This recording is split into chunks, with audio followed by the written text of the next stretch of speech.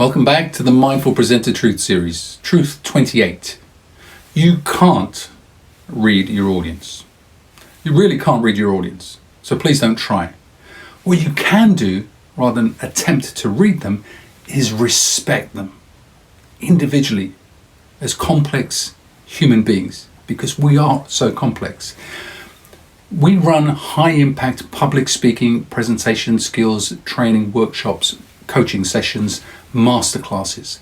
And just about every time we do, you can guarantee that somebody will approach us either before the training experience or during and say, the one issue I need help with is reading my audience. They say, I have a real challenge, I have a real issue understanding what's going for them and trying to, they call it read them. We always say, don't even try, don't even go there. Please don't try to read your audience because we don't believe you can. Here's why. As presenters, when we're presenting, often we live in a world of assumptions and judgments. What I mean by that is we could be sharing our message, our content, which we believe is rich and compelling and really valuable to our audience, and we're in our flow, as they say, and then somebody in the audience may yawn, or they stifle a yawn.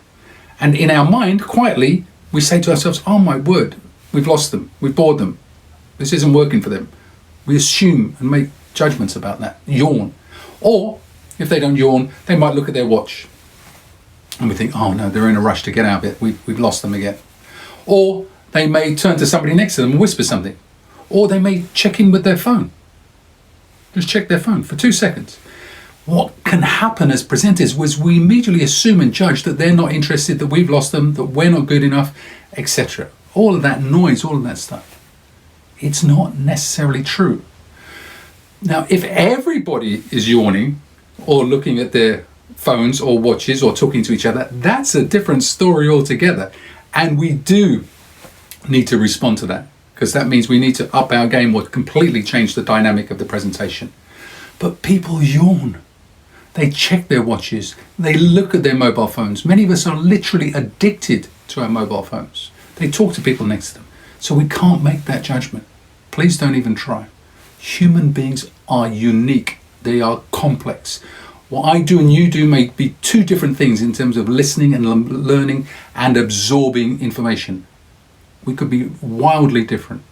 I learned this in a profound way many years ago. What happened was I was doing some voluntary work for an organisation called the Prince's Trust in London.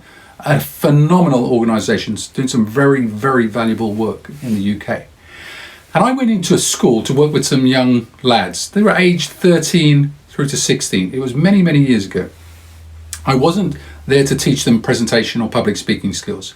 I wanted to share with them some powerful ideas and principles about what I call personal impact, personal leadership, how to get better results. Challenging for most of us, but I wanted to give this gift to these guys.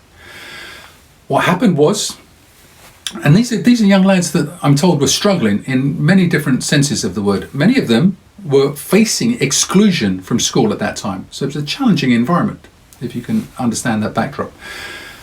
What happened was, as they entered the classroom, because it was a classroom setting, one of them, they're about 8, sat right in front of me. There was a desk literally in front of me, and he made no eye contact. He immediately sat down and put his head in his arms and his arms on the desk. And he stayed there for the whole session, 90 minutes. It was very awkward, almost quite intimidating. I was there to give him my best. There came a point where I was working really, really hard to coax and nurture him out of his shell and to just try to connect with him in some small way. But nothing changed, nothing shifted. In my mind, I failed.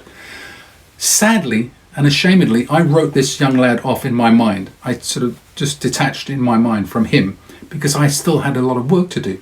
So I focused on the rest of the group. At the end of that session, what happened was the bell rang. It was break time, so all of the young lads darted out the room as fast as they could. They couldn't wait to start their break, apart from this young boy who had sat like that the whole time. He got up, stood up, he made a beeline towards me. He extended his arm and his hand. He shook my hand and he said, "Sir, I have to tell you, You have no idea of the impact that what you've just shared with us has had on me and will affect me for the rest of my life. I didn't know what to say because I thought, hang on, that can't be right. That doesn't make any sense at all. To me, I thought he was, the expression taking the mickey just didn't make sense. So I couldn't really take him seriously until he then explained to me exactly why. He regurgitated a lot of the ideas and principles I'd shared with him in the context of thinking about how they may be able to help him and asking for advice. We had a fascinating conversation to the point that he missed his break. He wasn't interested in his break. I had never seen or experienced anything like it, not even with adults in some of these sessions. Can you imagine? I went home feeling ashamed of myself that during that workshop, within moments, because I couldn't get through to him, I'd labeled, assumed, and judged him and written him off in my mind, when that was just his way of listening and learning and absorbing. And it made an impact on him. Don't try to read your audience. Many adults will be like that too. They may not sit like that in a business presentation, but their facial expressions, their body language may not convey the impression to you that they are connecting, that they get it, that they even like it. It could be a completely different demeanor. But it doesn't mean that you're right. It just means you've made an assumption and a judgment. And it's your stuff, not theirs.